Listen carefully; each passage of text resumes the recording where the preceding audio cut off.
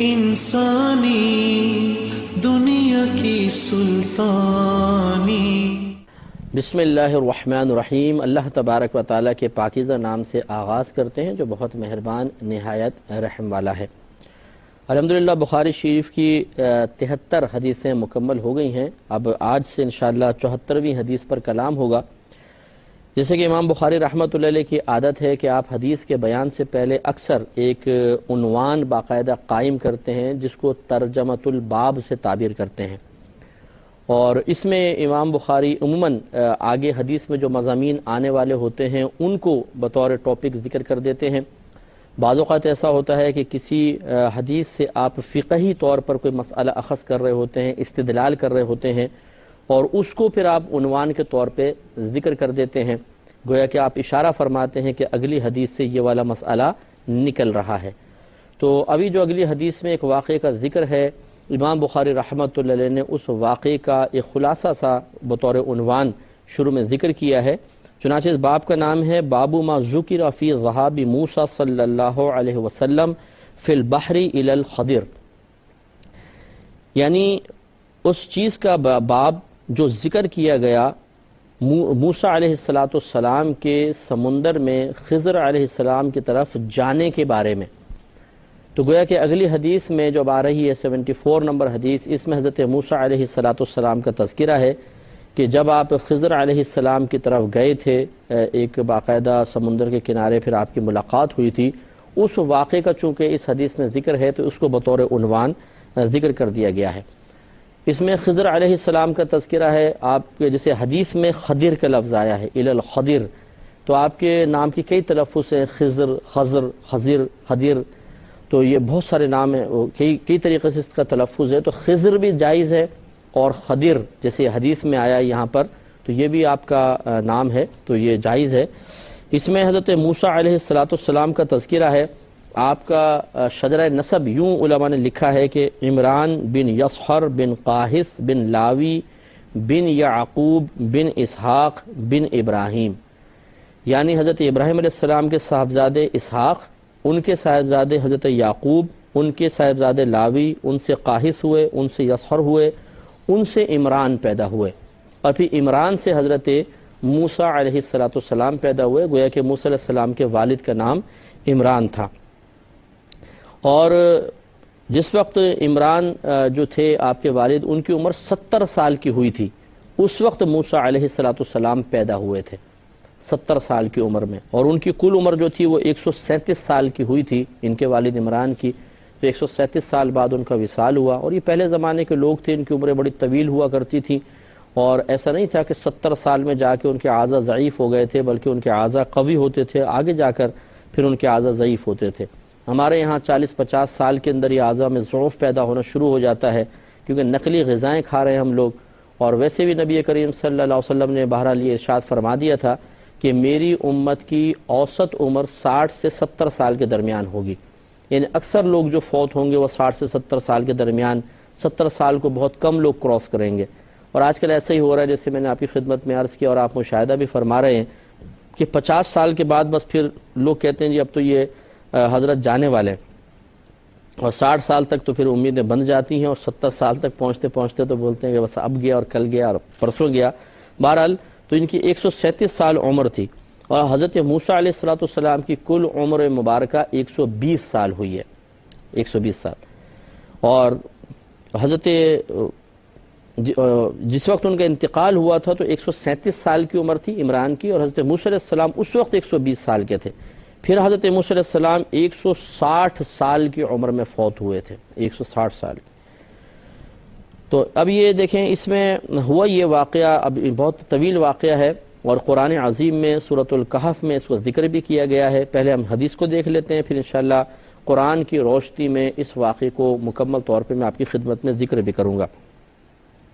حضرت عبید اللہ بن عبداللہ کہتے ہیں کہ حضرت ابن عباس رضی اللہ تعالی عنہ کی حر بن قیس بن حصن فزاری سے حضرت موسیٰ علیہ السلام کے ساتھی کے بارے میں بحث ہوئی، یعنی حضرت ابن عباس رضی اللہ تعالیٰ عنہ کہہ رہے تھے کہ جو موسیٰ علیہ السلام کے ساتھ ایک دفعہ جن کا معاملہ ہوا ہے وہ خضر علیہ السلام ہیں، اور یہ کہہ رہے تھے نہیں کوئی اور ہے۔ تو یہ بحث ابھی چلی رہی تھی، تو ابن عباس رضی اللہ تعالیٰ عنہ نے کہا کہ صاحب موسیٰ یعنی موسیٰ علیہ السلام کے جو ساتھی تھے اس وقت جو اس واقعے میں ہیں وہ حضرت خضر تھے۔ تو تھوڑی دیر بعد ان کے پاس سے حضرت ابی بن کعب رضی اللہ تعالیٰ عنہ گزرے۔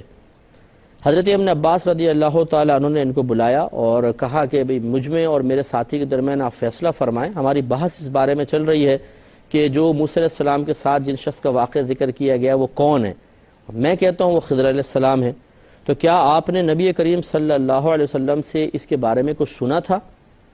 تو حضرت ابی بن کعب رضی اللہ تعالیٰ عنہ نے فرمایا کہ ہاں، میں نے رسول اللہ صلی اللہ علیہ وسلم کو یہ فرماتے ہوئے سنا ہے کہ جس وقت حضرت موسیٰ علیہ السلام بنی اسرائیل کی ایک جماعت میں تھے، یعنی لوگوں کے درمیان بیٹھے ہوئے تھے، تو ایک شخص نے آ کر آپ سے سوال کیا کہ کیا آپ کو علم ہے کہ آپ سے بڑا کوئی عالم ہے؟ یعنی آپ کے ادھر اطراف میں آپ سے بڑھ کر بھی کوئی عالم ہے؟ موسیٰ علیہ السلام نے فرمایا کہ نہیں، مجھے اپنے سے زیادہ صاحب علم کا معلوم نہیں۔ تو اللہ تبارک و تعالیٰ نے حضرت موسیٰ علیہ السلام کی طرف وحی کی کہ اے موسیٰ کیوں نہیں، ہمارا بندہ خضر تم سے بڑھ کر عالم ہے۔ چنانچہ جب حضرت موسیٰ علیہ السلام کو یہ پتہ چلا تو آپ نے ان کے راستے کا سوال کیا، یعنی اللہ تعالیٰ کی بارگاہ میں عرض کیا رب کریم مجھے راستہ بتا، میں کس طریقے سے خضر کے پاس پہنچوں۔ تو اللہ تبارک و تعالیٰ نے مچھلی کو ان کے لیے نشانی بنا دیا اور ان سے کہا گیا کہ جس جگہ آپ اس مچھلی کو گم پائیں وہاں سے لوٹ جائیں تو عنقریب آپ کی ان سے ملاقات ہوگی۔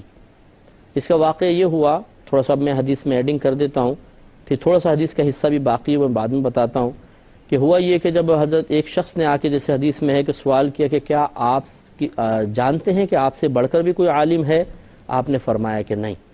تو حضرت موسیٰ علیہ السلام کا جواب بالکل حق تھا، اس لیے کہ نبی اپنی امت میں سب سے زیادہ صاحب علم ہوتا ہے، نبی سے بڑھ کر کوئی علم والا نہیں ہوتا۔ تو موسیٰ علیہ السلام نے بالکل صحیح فرمایا کہ مجھ سے بڑھ کر کوئی عالم میں نے نہیں سنا نہ دیکھا ہے، کیونکہ میں اللہ کا نبی ہوں اور نبی اپنی امت میں سب سے زیادہ صاحب علم ہوتا ہے۔ تو لیکن پھر اللہ تعالیٰ نے جب وحی فرمائی کہ کیوں نہیں اے موسیٰ، میرا بندہ خضر جو ہے وہ تم سے بڑھ کر صاحب علم ہے، تو اس سے یہ اشارہ ہو گیا اور واضح طور پہ بلکہ پتہ چلا کہ خضر علیہ السلام بھی اللہ کے نبی ہیں۔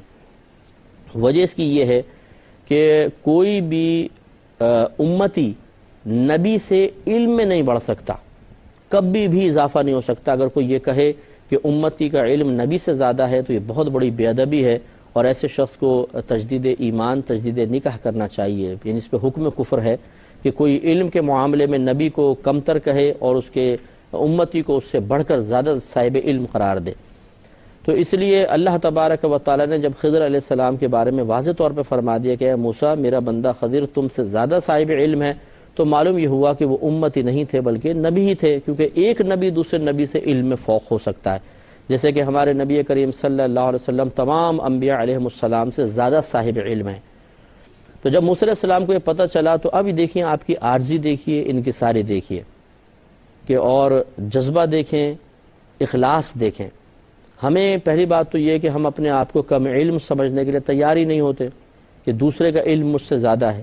ہم نے تو علماء تو الگ بات ہے، عوام الناس کو یہ دیکھا ہے کہ وہ یعنی مسجدوں میں نماز پڑھنے والا ایک عام سا آدمی وہ علماء کے مقابلے میں یہ بات ماننے کے لیے تیار نہیں ہوتا کہ میرا علم کم ہے۔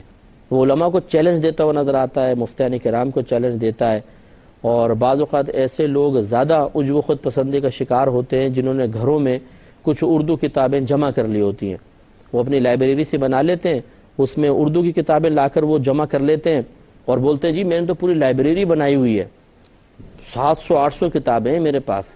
بھائی 700-800 کتابیں ہونے سے اگر آدمی عالم بن جائے تو ایک بزرگ نے بڑا صحیح فرمایا کہ اگر کتابوں کا بوجھ اٹھانے سے آدمی عالم بن جاتا تو وہ گدھا بہت بڑا عالم ہوتا کہ جس کے اوپر کتابیں لاد کر مارکیٹ میں پہنچائی جاتی ہیں۔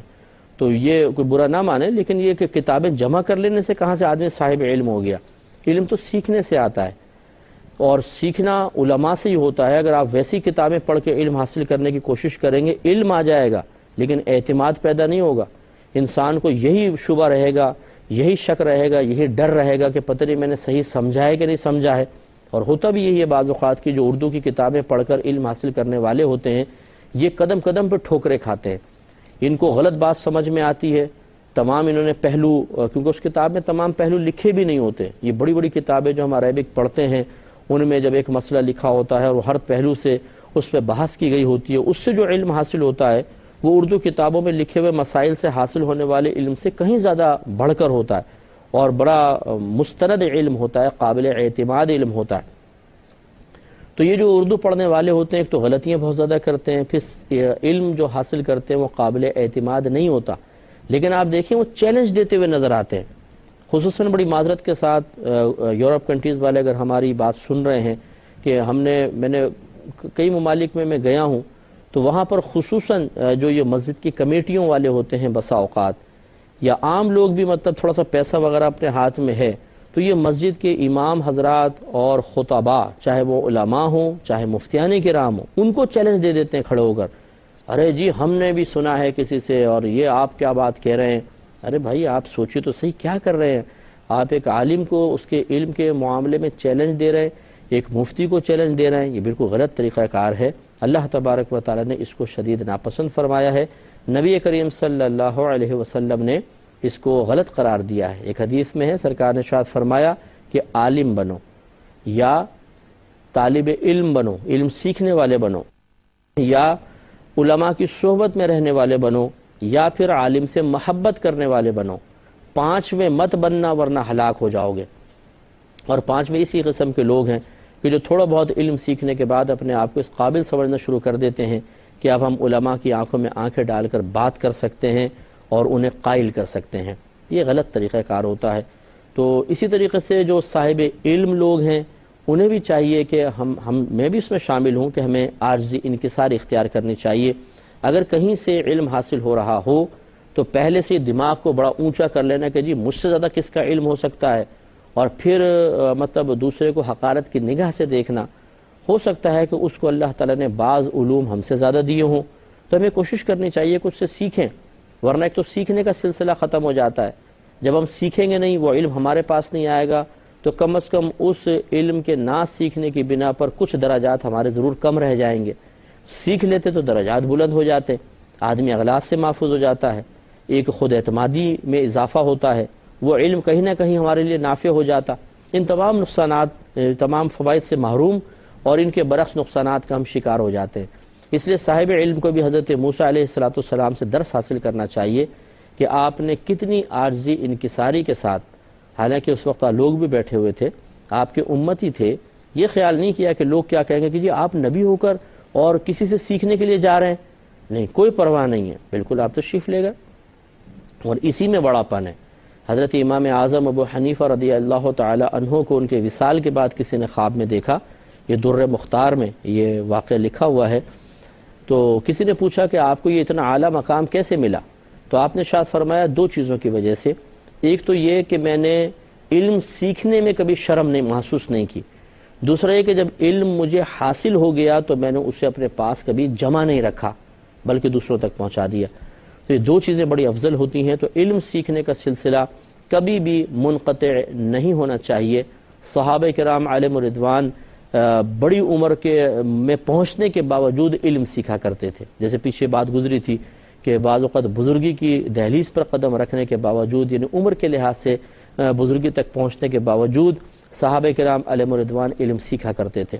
اس لیے ہمیں بھی عاجزی انکساری اختیار کرتے ہوئے یہ نہیں سوچنا چاہیے کہ اگر میں فلاں کے پاس چلا جاؤں گا تو میری عزت کم ہو جائے گی، لوگ کہیں گے کہ بھئی دیکھا آپ نے تو ان سے جا کر سیکھا، تو وہ آپ سے بڑھ کر عالم ہیں اور آپ کی حیثیت ایک طالب علم کی ہو گئی ہے، لہٰذا وہ اعلیٰ ہوئے اور آپ کمتر ہو گئے، وہ افضل ہو گئے، آپ مفضول ہو گئے۔ تو اس قسم کے خدشات کی وجہ سے بعض اوقات آدمی جاہل رہنا پسند کر لیتا ہے لیکن علم سیکھنا پسند نہیں کرتا۔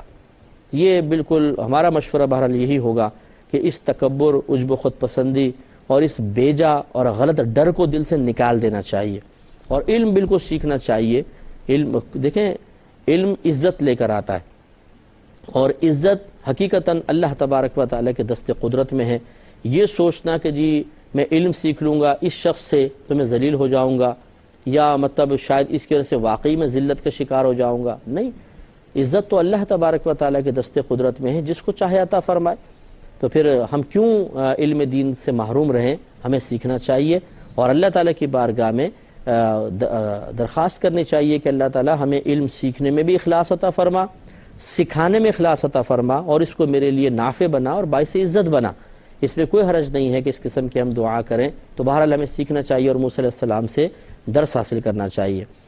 پھر موسیٰ علیہ السلام کا تشریف لے جانا، وہ بھی سمندر کا راستہ طے کرنا پرخطر. آپ نے ارادہ فرمایا اور اپنے ایک شاگرد تھے یوشع بن نون، ان کو ساتھ لیا. اور جیسے کہ اللہ تبارک و تعالیٰ نے وحی فرمائی کہ آپ ایک مچھلی ساتھ میں رکھیں، جہاں وہ مچھلی نکل کر آپ کے ٹوکرے سے نکل کے دریا کی طرف جائے گی، سمندر کی طرف جائے گی، وہیں پر ہمارا بندہ خضر موجود ہوگا.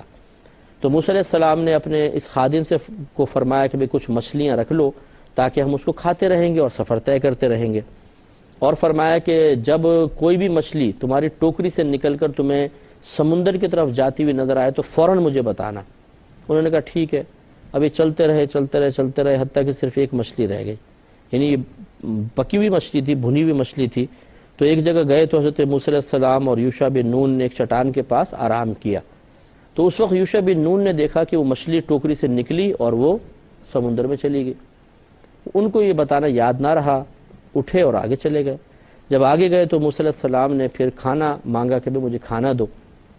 تو پھر اچانک ان کو شاگرد کو یاد آ گیا، کہنے کہ وہ میں تو بڑی معذرت چاہتا ہوں، وہ مچھلی تو فلاں مقام پر نکل کے سمندر میں چلی گئی تھی. تو پھر موسیٰ علیہ السلام اور انہوں نے عذر بھی بیان کیا، جیسے ابھی حدیث میں آئے گا کہ یہ شیطان نے مجھے بھلا دیا تھا، مجھے بالکل ذہن میں نہیں رہا. تو پھر یہ آپ دونوں واپس اپنے قدموں کے نشانات دیکھتے ہوئے آئے اور وہاں پر پھر حضرت خضر علیہ السلام کو چادر اوڑھے ہوئے پایا. تو پھر موسیٰ علیہ السلام نے ان کو سلام کیا. انہوں نے پوچھا بھی کون؟ تو کہا کہ موسیٰ. کہا کہ کون؟ بنی اسرائیل والے موسیٰ؟ کہا کہ ہاں. تو انہوں نے کہا کہ اسی لیے مجھے حیرانی ہو رہی تھی کہ اس روئے زمین پر، اس سرزمین پر سلام کرنے والا کہاں سے آ گیا. پھر پوچھا آپ کیسے آئے؟